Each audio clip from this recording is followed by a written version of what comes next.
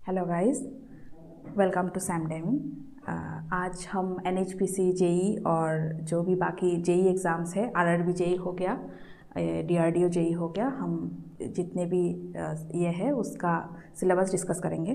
तो ऐसे तो नोटिफिकेशन आ गया है सबका, लेकिन जो NHPC जेई है वो बेसिकली ऑलमोस्ट थोड़ी जल्दी ही इसका एग्ज़ाम हो जाता है। तो हम सब ने फॉर्म फिलअप, जो भी एस्पिरेंट्स है सब ने फॉर्म फिलअप कर लिया है। तो ये लास्ट टाइम के हिसाब से अगर हम देखें तो एक ही महीने में एग्ज़ाम हो जाता है। तो हम इसका सिर्फ PYQ डिस्कस करेंगे ये पूरे सीरीज़ में, और बाकी जो इसके बाद हम पूरे कोर्स लेके आ रहे हैं, तो हमारे साथ रहिए। तो आज हम डिस्कस कर रहे हैं पूरे सिलेबस। तो पहले स्टार्ट करते हैं। तो जो भी मुझे नहीं जानते हैं मैं उनको बता दूं, मेरा नाम है प्रदीप्ता दास और मैंने मैकेनिकल में डिप्लोमा किया है।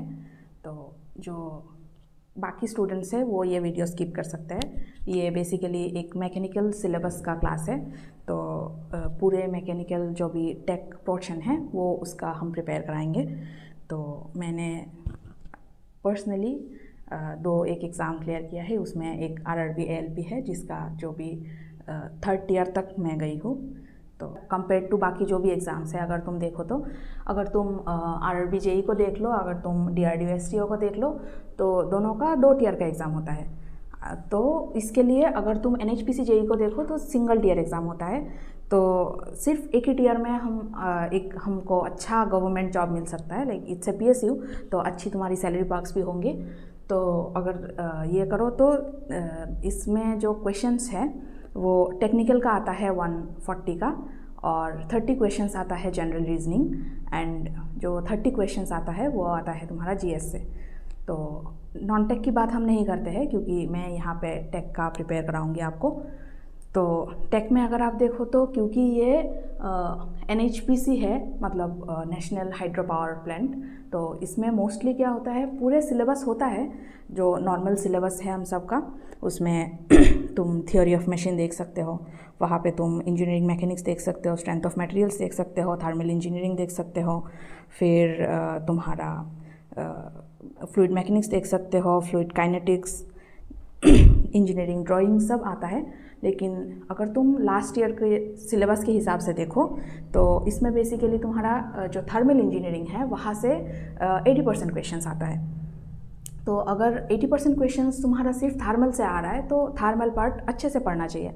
तो हमने सोचा कि एक PYQ सीरीज़ लेके आते हैं जहाँ पे वी एज्यूम कि आपकी प्रिपरेशन अच्छी हो गई है, तो बस लास्ट टाइम का जो मॉक है वो लगाना है, और बैठ के जो हमारा PYQ है वो सेक्शन अगर आप कंप्लीट करके जाते हैं तो आपकी अच्छी बस मिल जाएगी। और मैं यहाँ पे शॉर्टली थोड़ा ब्रीफ कर देती हूँ इसको। जो सबसे पहला है जो वहाँ पे दिया हुआ है वो है थियोरी ऑफ मशीन।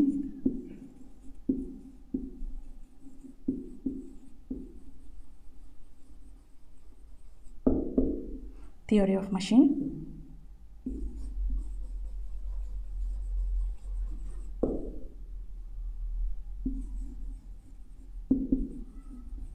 जो थियोरी ऑफ मशीन वाला पार्ट है वहाँ से तुमको कुछ क्वेश्चंस देखने को मिल जाएंगे।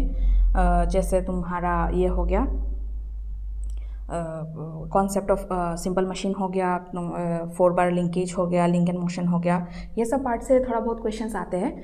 लेकिन जो तुम्हारा मशीन डिज़ाइन वाला पार्ट है वहाँ से इतना क्वेश्चंस नहीं देखने को मिलता है इन जनरल। तो वो वाला पार्ट हम थोड़ा कम भी प्रिपेयर करें तो चलेगा। नेक्स्ट आते हैं हम थर्मल पे।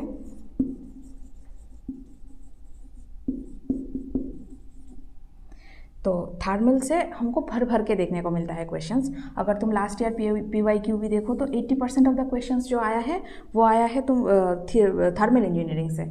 और सबसे जो ये होता है उसमें न्यूमेरिकल बेस्ड क्वेश्चंस कम आता है और थ्योरी बेसिस क्वेश्चन ज़्यादा आता है। तो हमारा जो कॉन्सेप्ट है वो थोड़ा ज़्यादा अच्छा होना चाहिए इसके लिए। तो उसमें बहुत सारी चीज़ें यहाँ पे बस लिख के दे दिया गया है कि properties of pure substances, thermodynamics, first law of thermodynamics, second law of thermodynamics, but इसके जो बहुत तुम्हारा कॉन्सेप्चुअल क्वेश्चंस है वो बहुत ज़्यादा आते हैं। तो उस हिसाब से प्रिपरेशन अच्छी होनी चाहिए और बहुत सारा रिविजन करो, बहुत सारा मॉक लगाओ। उसमें बहुत सारी चीज़ें डाल दी गई है, जैसे तुम आईसी इंजन का परफॉर्मेंस हो गया, तुम्हारा एयर स्टैंडर्ड साइकिल, पूरे सारे साइकिल्स पढ़ने पड़ेंगे। उसके बाद बॉयलर हो गया, बॉयलर से बहुत सारे क्वेश्चंस देखने को मिलता है। फ्लूइड मैकेनिक्स एंड मशीनरी हो गया, क्योंकि इस पे हम बहुत ज़्यादा फ्लूइड से रिलेटेड काम होता है, उस हिसाब से तुम्हारा fluid mechanics also equally important हो जाता है। तो बहुत ज़्यादा क्वेश्चंस देखने को मिलता है हमको फ्लूइड मैकेनिक्स से।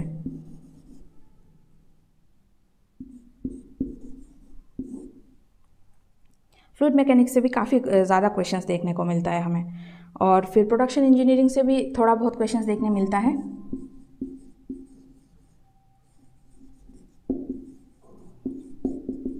जो भी ज़्यादा वेटेज वाले सब्जेक्ट्स हैं उनको ज़्यादा अच्छे से कवर करेंगे, लाइक PYQ जो भी है वो बहुत अच्छे से कवर करेंगे।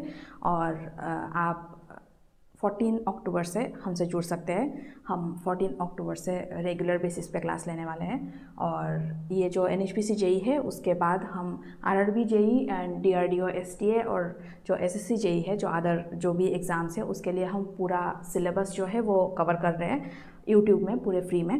तो आप सब हमसे जुड़िए और अपनी जो भी प्रिपरेशन है वो जारी रखिए।